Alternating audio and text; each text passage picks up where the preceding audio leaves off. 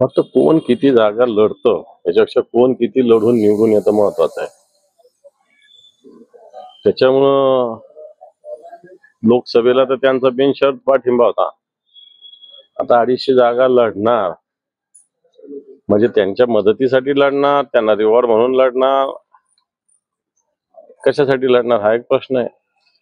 आणि 250 जागा ताकदीने लढणार या महाराष्ट्रात कोणताच पक्ष नाही, त्यांचा तर मुळीच नाहीये.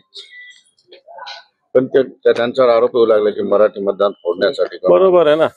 हे पहा, मनसेचा वापर भारतीय जनता पार्टीने एवढ्यासाठीच केला.